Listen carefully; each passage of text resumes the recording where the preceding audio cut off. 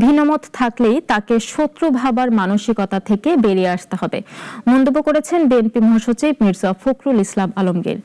জাতীয় প্রেস ক্লাবে এক অনুষ্ঠানে তিনি এসব কথা বলেন।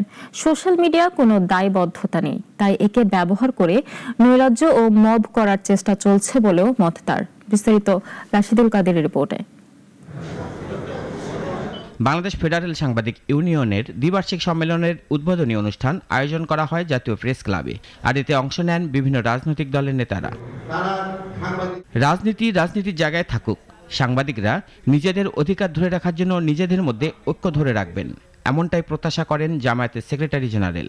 যে সবকিছুই এক হয়ে যাওয়া সম্ভব নেই, এই কারণে যে প্রত্যেকটা দলের তো একটা কর্মসূচি লক্ষ্য উদ্দেশ্যের ভিন্নতা থাকে, কিন্তু এটাও ঠিক যে কিছু কমন ইস্যুতে একটা ন্যাশনাল কনসেনসাস থাকতে হবে, যাতে জাতির কঠিন সময়ে আমরা রাজপথে ফ্যাসিবাদ বিরোধী আন্দোলন মতো একটা সময় দাঁড়াতে পারি। আর প্রধান অতিথির বক্তব্যে বিএনপি মহাসচিব বলেন, গণতন্ত্রে মত প্রকাশের স্বাধীনতা অপরিহার্য। ভিন্ন মত থাকবে, তবে তাকে সম্মান করতে হবে। এবং গণতন্ত্রের মূল কথাই এই জায়গায় যে আমি আপনার সঙ্গে একমত হব না, কিন্তু আপনার মত প্রকাশের স্বাধীনতাকে আমি অবশ্যই সেটাকে রক্ষা করব। দুর্ভাগ্যজনকভাবে আমাদের দেশে ভিন্ন মত পোষণ করলেই তাকে শত্রু মনে করা হয়, তার সম্পর্কে বিভিন্ন রকম আপনার যত রকমের আপনার মিথ্যা অপপ্রচার চালানো হয়। এই বিষয়গুলো থেকে আমার মনে হয় আমাদের সকলেরই একটু পেছনে বিরত থাকা উচিত। সারা পৃথিবীতে এখন একটা বড় সংকট হয়ে দাঁড়িয়েছে সামাজিক যোগাযোগ মাধ্যম।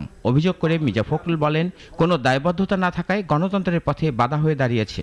এই সোশ্যাল মিডিয়াতে যেহেতু সেখানে কোনো দায়বদ্ধতা নেই, যা খুশিটাই বলা যায়। দুর্ভাগ্যজনকভাবে এখানে তারা এমনভাবে একটা প্রচারণা চালান যে বাংলাদেশে আজকে একটা সমস্যায় দাঁড়িয়েছে, এক ধরনের একটা নৈরাজ্য সৃষ্টি করবার চেষ্টা চলছে।